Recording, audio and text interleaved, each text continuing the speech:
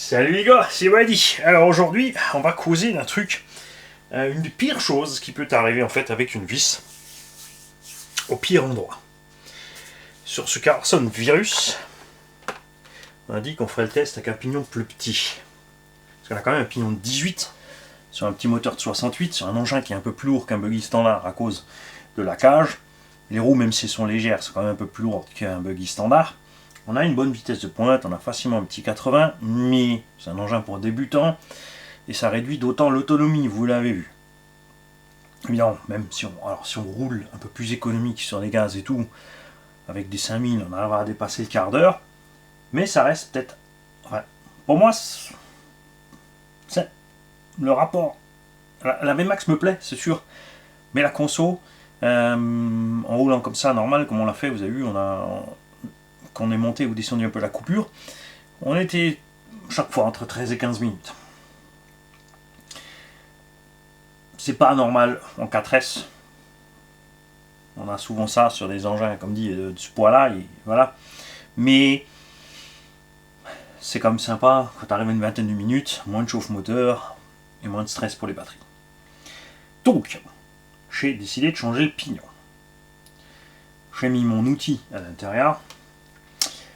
J'ai senti que l'empreinte était bien. Donc j'ai commencé à desserrer. Et clac, le bout de mon scie pan a cassé dans le BTR.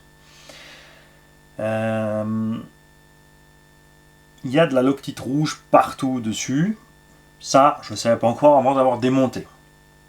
Donc je vous préviens, si vous voulez changer le pignon, il vaudra mieux chauffer d'abord tout de suite. Alors pour chauffer, soit tu utilises, mais c'est plus dangereux toujours, un petit chalumeau à crème brûlée, un truc qui fait une flamme, ou un petit machin à gaz qui fait une flamme, un petit fer à souder Dremel là qui peut te servir de petit machin à chauffer. Tu fais gaffe évidemment à tout ce qui est plastique autour, parce que le pignon en ferraille, la vis en ferraille, l'axe en ferraille, mais il y a un roulement là avec de la graisse, il y a un peu de plastique autour du cache, donc là il faut faire gaffe. C'est vrai qu'utiliser un fer à souder c'est pratique puisque tu as une pointe, tu peux le poser proprement dessus et tu laisses chauffer jusqu'à ce que ça fume tranquille. Hein, et tu fais gaffe. Alors, outil fatigué, mani fatigué, pas réfléchi, donne. Peu importe, c'est cassé, c'est cassé. Et on se retrouve donc, moteur monté sur un support sans chariot mobile, donc on ne peut pas sortir le moteur complet avec le chariot comme c'est le cas sur beaucoup de véhicules modernes. Le pignon, là, dedans, le BTR au fond, d'ici d'une petite gorge pour atteindre le pignon. Hein, donc, très compliqué d'atteindre cet endroit-là. La gorge fait à peu près 5 mm, on a une vis de 4, une empreinte de 2. Quand le bout de ton embout est cassé dans une vis, alors soit tu as de la chance, donc tu peux tapoter un peu, utiliser une soufflette ou n'importe, ou et un aimant, dans certains cas ça suffit, pour réussir à sortir le petit bout. Mais là, il était coincé méchamment dedans. Donc on a bien sûr essayé toutes ces techniques d'abord. Petit coup de compresseur, essayer d'atteindre avec bon, l'aimant, t'arrives pas au fond avec l'aimant puisque t'es coincé là-dedans, tu vois, comme ça. Le moteur, tu peux pas le détruire, il coûte entre 60 et 80 euros. Le support, ça sera moins cher, mais quand même, ça va être en panne le temps de l'avoir. Le pignon, c'est le moins cher et c'est peut-être ce que tu as en stock avant tout, surtout si tu veux le changer.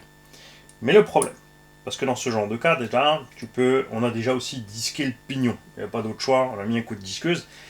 Mais là, le truc du BTR au fond, même si on avait disqué par là, tranquille, en passant un ras de l'axe moteur, tu vois, hein, t'es pas obligé de passer trop près, puisque une fois qu'il est entamé, tu peux le fendre. On ne serait pas arrivé assez loin avec le disque, puisqu'on aurait buté ici sur le support, avant d'arriver bien là derrière au BTR. Alors, on aurait dû disquer, ensuite utiliser le Dremel avec un petit disque et tout, on aurait risqué d'entailler le machin, mais après des fois t'as pas le choix, c'est comme ça. Bon. Le bout de cet outil ne s'est pas cassé proprement droit. Donc on a vraiment une cassure qui n'est pas droite au fond d'une gorge, planqué dans le creux d'un pignon et d'un support. Hein? J'ai donc dû utiliser une fraise. J'ai mis sur le bout de la Dremel pour aller usiner le bout de l'outil qui était relativement dur quand même, plus dur évidemment que le pignon, puisque ce qui a cassé c'est un outil traité au nitrate, au nitrite de titanium.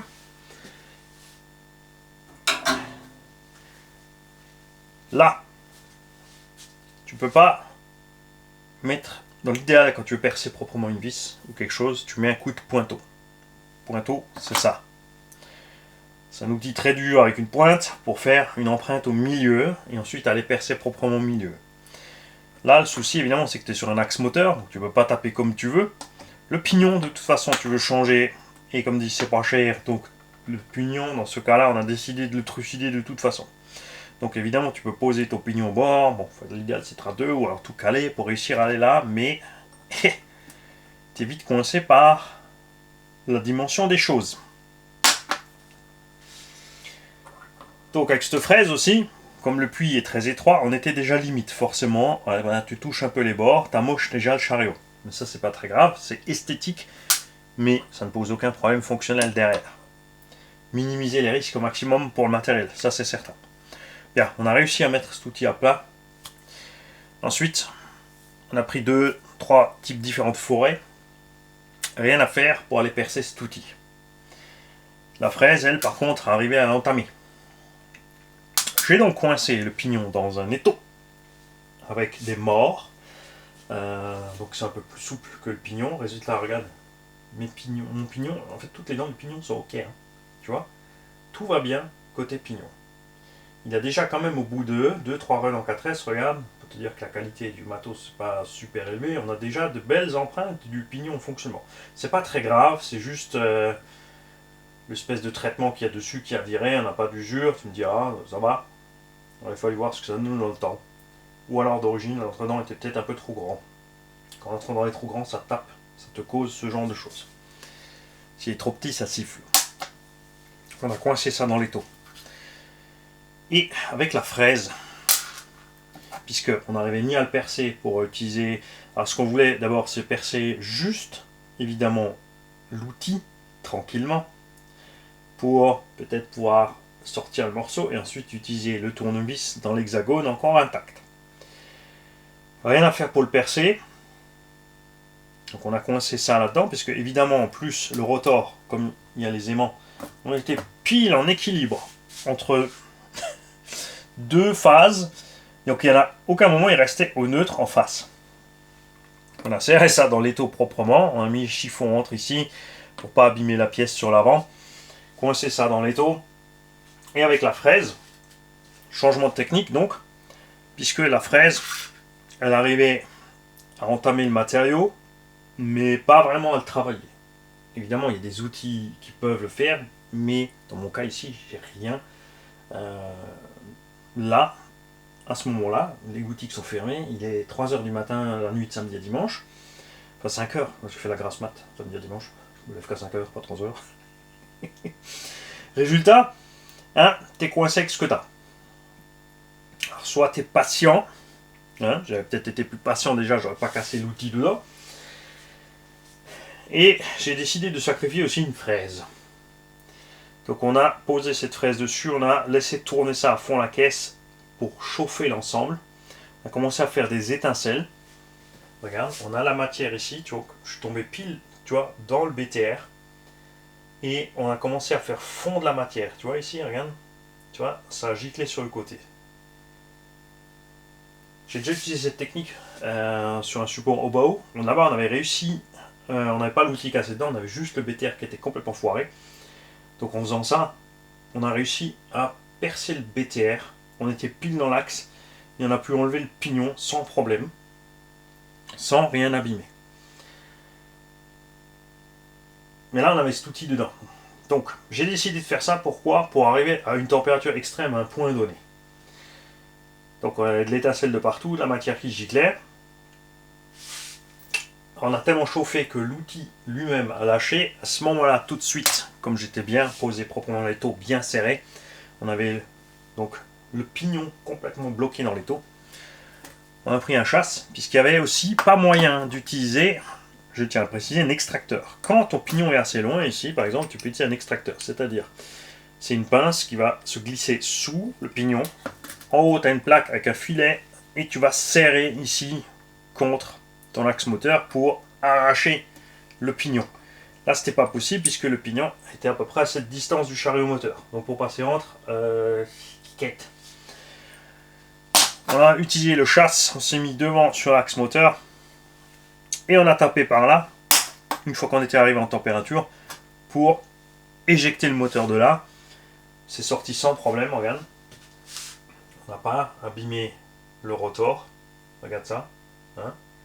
Évidemment, quand tu fais ça, il faut prendre le chasse adéquat. Tu peux pas. Il y a différentes duretés sur les chasses. Si tu prends un objet trop dur, tu vas abîmer le moteur.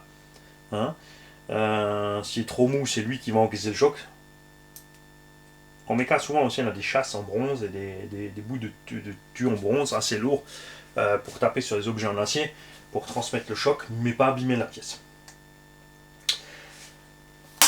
Et tu vois ici que tout est en loctite rouge, même les vis qui tenaient le moteur, tout est monté à la loctite rouge.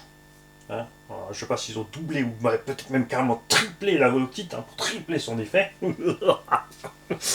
et voilà. Donc faites gaffe. Parce qu'il y a des véhicules comme ça, donc Arma on le sait depuis longtemps.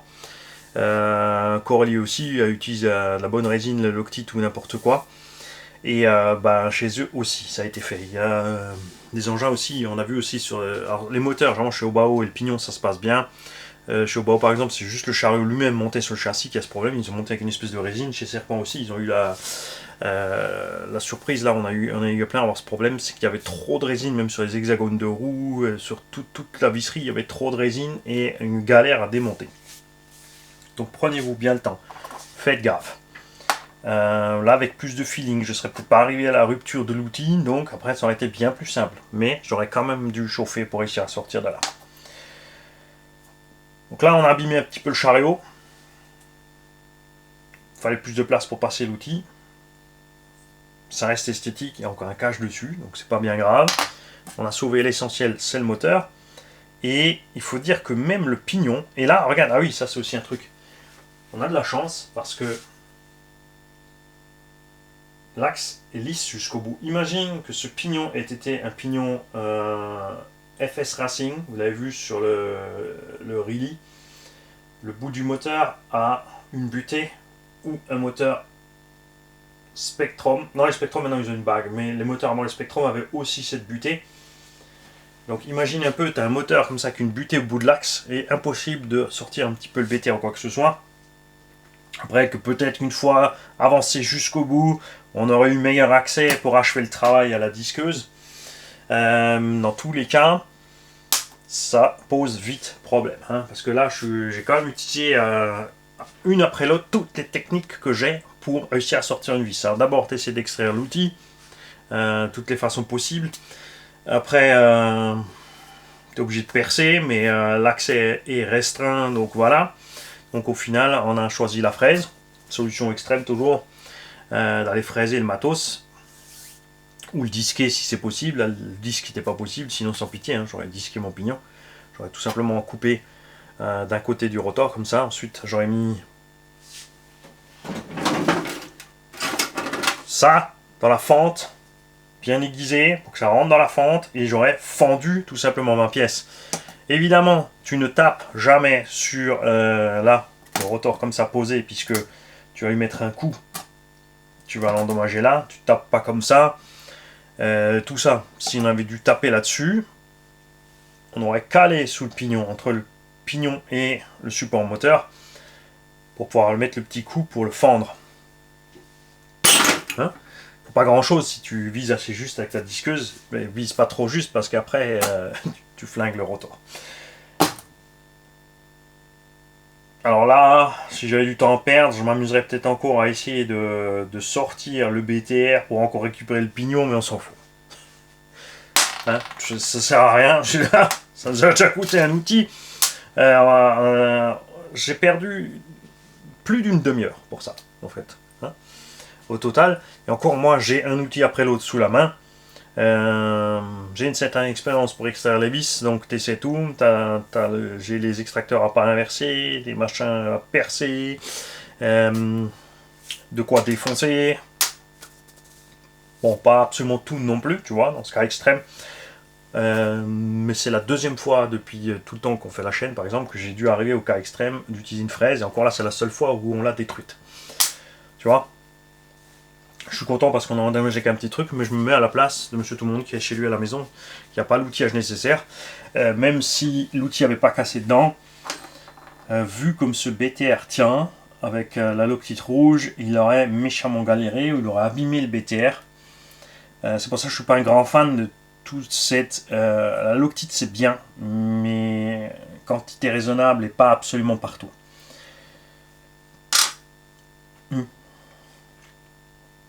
Normalement, si ton montage est bien fait, tu as un bon setup, il n'y a pas trop d'efforts, pas de montée en température extrême, pas de trucs qui nécessitent que tout soit bloqué comme ça à gogo.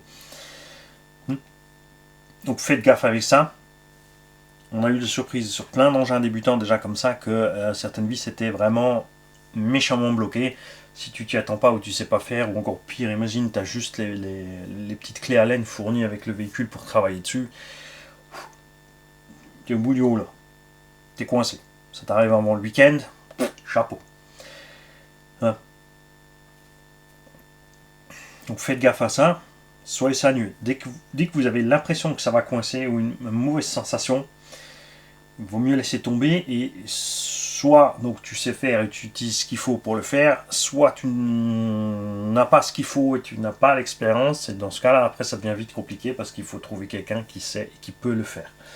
Et comme beaucoup de boutiques ont disparu, c'est un problème. Il y a aussi un autre problème qu'on avait déjà quand les boutiques étaient là, c'est que certaines boutiques, ça les amusait pas du tout de réparer un engin qu'ils n'avaient pas vendu eux-mêmes. Parce que voilà, ils disent, oh, c'est pas un client. Ben si, parce qu'il t'amène une caisse. Et au minimum, normalement, il te laisse un petit pourboire, c'est déjà ça. Et la fois d'après, peut-être qu'il reviendra, peut-être pas. C'est toujours la roulette russe quand tu es dans le service. C'est qu'il y a des gens qui viennent juste profiter et il y a des gens après qui viennent, voilà, ils viennent et après ils se disent ouais, prochain véhicule, j'irai voir lui, ou si j'ai besoin de quelque chose en plus, j'irai le voir lui parce qu'il est là, il est à côté, il m'a filé un coup de patte. C'est comme ça, c'est le jeu. Donc faites très attention à ça. Oui, j'aurais pu profiter, mettre le trépied à côté, la caméra, le machin, les trucs. Je savais pas combien de temps ça allait mettre, hein. Des fois ça met 1 heure. Parce que justement, tu veux pas tout défoncer. Et des fois, tu as le moment où tu pètes ta pile, tu sors la disqueuse et tu coupes tout en deux. Le support, le pignon, tout. Et en plus, tu ripes, tu zigouilles encore le moteur. Comme ça, c'est fait.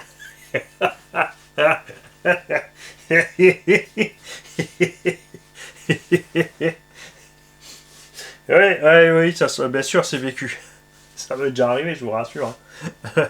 Avant que je fasse la chaîne. Je savais pas encore tout ce que je sais maintenant, j'étais bien plus jeune et à un moment tu t'énerves, tout a foiré, t'as glissé de partout, t'as tout dégommé, vas-y, allez, coupe tout. Et là encore, hein, t'as merdé et finalement t'as rien gagné à la fin. Donc des fois il faut être bien plus patient. C'est sûr, ça t'arrive toi tu veux rouler le week-end, c'est sûr, je te comprends, et tu veux absolument y arriver, et à la fin des fois t'as dégommé beaucoup plus que si tu avais été patient et attendu souvent le mardi, c'est vrai. Encore si tu peux, aller rejoindre une boutique ou un professionnel qui est capable de te le faire, qui a le temps de te le faire. Ensuite, des fois on est impatient parce que le gars il te dit ouais, faut le laisser, il faut revenir dans 15 jours, j'ai pas le temps avant, donc voilà. Faut pas oublier que si lui peut faire quelque chose que toi tu ne peux pas, il faut lui laisser ce temps-là. Même si c'est chiant. Je sais, surtout si t'as qu'une caisse. C'est clair. Je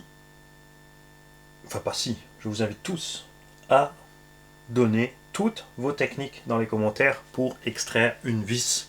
Hein, comme ça, les gens qui tombent là-dessus peuvent faire une petite synthèse. Moi, en général, d'abord, c'est très important quand la vis est cassée ou l'empreinte de la vis est cassée. Si la vis est cassée, c'est important que tu puisses avoir une surface plane pour aller trouver le milieu très précisément de la vis. Parce que en sortant le reste de la vis, mon but primaire est de ne même pas endommager le filetage. C'est-à-dire ici on a du filet de 4 mm. Donc là, je vais mettre à plat, je vais pointer bien au milieu, je vais percer avec un petit foret, un trop petit tu peux pas parce que c'est trop tendre, enfin il y a des risques que le foret casse. Donc on va percer à 2, 2,5. En dessous de 2,5 c'est chaud. Si tu le sens bien, tu passes tout de suite à 3. Si tu le sens vraiment bien, tu balances 3,2. Là c'est vraiment limite, tu passes à ras du filet à gauche, à droite. Et si tout va bien, tu peux ensuite, si tu as percé 2, 2,5, tu peux utiliser un extracteur à pas inversé pour enlever le reste. Si ça va bien, tu peux percer à travers. Et il restera si peu de la vis du filet si tu passes à 3,2 que les morceaux vont tomber. Et tu pourras récupérer proprement, passer dedans un coup de tarot pour nettoyer tout ça, réutiliser ta pièce. Il y a des cas où ça va pas, donc là c'est sûr tu vas percer plus gros, tu vas prendre du 4, du 5 et tu vas y aller, tu vas percer. Par contre tu n'iras pas trop loin dans tous les cas pour pas aller endommager ton moteur. Il faut s'arrêter à temps, hein, par étape. Il faut vraiment faire gaffe au bout quand c'est sur un moteur ou une pièce que tu veux récupérer pour réussir à l'enlever de là. Quand tu as encore la tête de la vis, d'abord j'essaie de faire un maximum pour récupérer l'empreinte. Je mate les côtés de l'empreinte. Si je peux taper, je cale proprement, je mate les côtés de l'empreinte. Ensuite, tu forces un outil dedans que tu as dédié à ça. Et tu essaies de l'extraire de là. Bien sûr, si tu sais qu'il y a de la loctite partout, que c'est coincé, bah, au préalable, tu chauffes. Si je peux pas récupérer l'empreinte, je vais essayer avec de l'extracteur Sipan. Tu peux utiliser un embout Torx, mais attention, c'est des toutes petites dents. Ça peut amocher encore plus, ça peut casser aussi encore dedans. Donc, si tu as l'extracteur, si tu veux être assez patient pour te choper l'extracteur en question, on fera, oui, il faut faire une petite vidéo dédiée à ça. Ça se trouve sur Amazon, tu mets extracteur Sipan. Ça vaut à peu près 20 balles. Tu as tout un set de différentes tailles. Ça, c'est pareil, ça se tape dedans. Donc, bien caler la pièce. Faites attention, vous tapez. Avec quoi vous tapez. Et le plus gros problème, c'est qu'il faut surtout de l'entraînement. Il faut de l'entraînement, mais à quel moment tu vas te prendre le temps de prendre une plaque, d'y faire des filetages, d'y mettre des vis, défoncer les vis, disquer un coup dessus, et ensuite t'entraîner. Cette expérience, je l'ai acquis parce que t'es mécano. Donc tu bosses tous les jours, 8, 9, 10 heures par jour ou plus. 6 jours sur 7, 7 jours sur 7, dépannage encore la nuit et tout, et tu te retrouves face à des centaines et des milliers de cas comme ça, de vis cassées au fond d'un puits, vis accessible, vis pas accessible, ça change tout. Si la vis est accessible, tu peux la fendre avec un petit disque trèfle, un Dremel, prendre un tout petit tournevis et prendre ta vis comme une vis plate. Tu as une tête propre exposée, dès que c'est à ras ou au fond d'un puits, tout se complique. Ensuite, ça dépend de la surface sur laquelle c'est posé, si c'est un moteur, si c'est une pièce plate, il y a des milliers de situations. Et sur le millier de fois, tu en as une sur deux qui a merdé total. Et des fois, tu peux récupérer, des fois, tu perds une partie. Des fois, c'est pas forcément la moins chère. Des fois, tu perds une partie plus chère. Et des fois, il y a tout qui est bon pour la poubelle. Quoi que t'aies fait, t'es bon pour tout démonter et tout changer. C'est le problème. Et donc, je veux dire, tu vas pas forcément, c'est sûr, t'investir dans tout l'outillage et le temps et simuler une tonne de fois différents problèmes de vis pour la seule fois où tu auras le problème, pouvoir régler ça. Tu vas le faire quand tu seras devant le problème, tu aviseras à ce moment. Si tout va bien, t'as rien perdu, même pas amoché. Des fois t'amoches un peu, des fois tu perds un peu plus, ou vraiment beaucoup. C'est chaud, c'est sûr, c'est certain. Donc balancez-moi dans les commentaires tout ce que vous utilisez comme différentes techniques. Tout ce qui est possible et imaginable. Je veux dire, tu peux chauffer, bon ça on en a parlé, tu peux, il y a certains cas où tu peux souder quelque chose sur la tête de vis. RC c'est chaud parce que c'est des mini vis où tu es dans le plastique ou n'importe quoi, mais c'est vrai qu'en mécanique générale, tu as une vis de 8 ou de 10, coincé dans un support moteur à côté d'une distrie. Le gars avant a rincé la vis quand il a fait sa distrie. Toi, t'es derrière. Pas beaucoup de place entre le châssis et l'endroit où t'es. Tu sors ton TIG, ton MIG, ce que tu veux pour souder. Tu mets un point de soudure là-dessus. En plus, le fait de souder va chauffer la vis. Tu soudes carrément un bout de ferraille sur la vis qui fait levier pour aller la tourner. Je veux dire, on a déjà tout vu. Et, enfin, c'est pas qu'on a tout vu. On a vu des milliers de choses. Et on en découvrira encore sûrement plus d'ici ce qu'on soit enfin arrivé à la retraite. Si un jour on y arrive. C'est ma partie. Salut les kikis.